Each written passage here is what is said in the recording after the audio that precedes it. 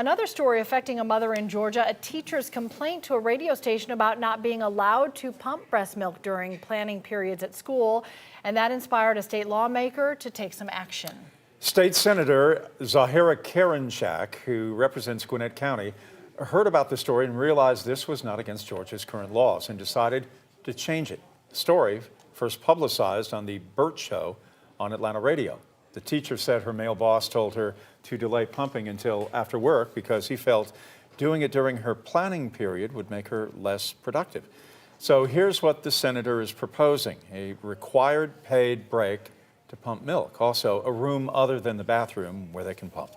The legislation specifies mothers don't get extra breaks for this, just that they can use their breaks to pump if they want. The senator also emailed 11 Alive News today and told us the bill hasn't been introduced yet, but once it has, it will have to pass the House, Senate, and then be approved by the governor before it becomes law.